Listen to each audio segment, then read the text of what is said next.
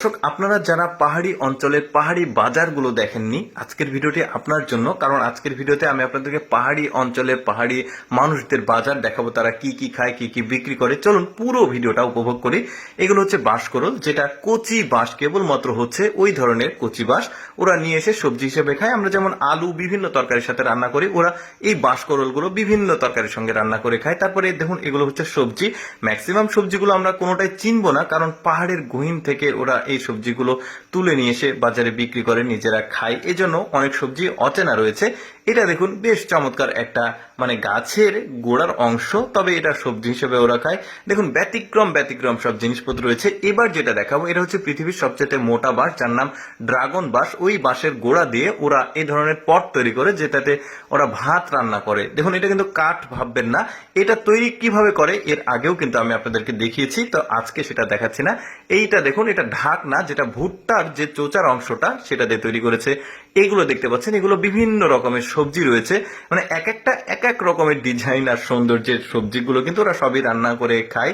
আচ্ছা, পাহাড়ি মাছ দেখায় আপনাদেরকে। পাহাড়ের পাথরের ফাঁকে ফাঁকে ঝর্ণার মাঝে লুকিয়ে থাকা যে মাছগুলো দেখতে পাচ্ছেন, কিছু মাছ পরিচিত মনে হবে, আবার এই মাছগুলো কিন্তু বেলে মাছের মতো দেখতে হলে বেলে মাছ না। এগুলো পাহাড়ের ওই পাথরের ফাঁকে ফাঁকে লুকিয়ে থাকা ঝর্ণাতে ওই মাছগুলো। এগুলো কিন্তু ওরা মাছের বাজারও রয়েছে, ওই পাহাড়ি নদীগুলো থেকে ওরা মাছ নিয়ে এসে এগুলো বিক্রি করে ধরে ধরে। আবার ওরা যে জিনিসপত্রগুলো প্রতিদিনের কাজে ব্যবহার করে সেগুলো দেখায় আপনাদেরকে। কিছুটা দেখাচ্ছে অংশ, পুরোপুরি দেখাতে গেলে তো আর শেষ করা যাবে না। যেমন বাস্কেট দেখতে পাচ্ছেন, এগুলোতে ওরা বিভিন্ন রকমের জিনিসপত্র রাখে বা কাজে ব্যবহার করে। কিছুটা আমি আপনাদেরকে দেখাচ্ছি। এই যে দেখতে পাচ্ছেন, ডিজাইনগুলো বেশ চমৎকার, ওরা হাতেই তৈরি করে নিজেরাই।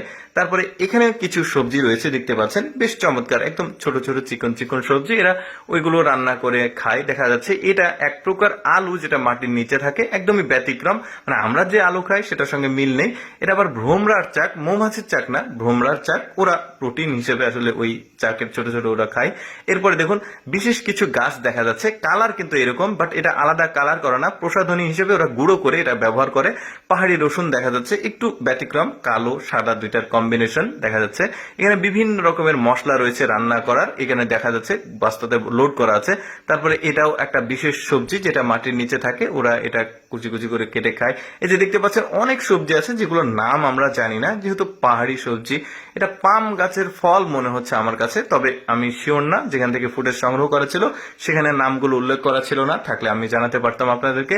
পেয়ারার মতো এই জিনিসটা দেখছেন, এটা ফল না, এটা সবজি। এখন যেটা দেখতে পাচ্ছেন, এটাও কিন্তু একটা সবজি, মাটির নিচে থাকে, বেশ চমৎকার। এটা কাঁচা হলুদ দেখতে পাচ্ছেন।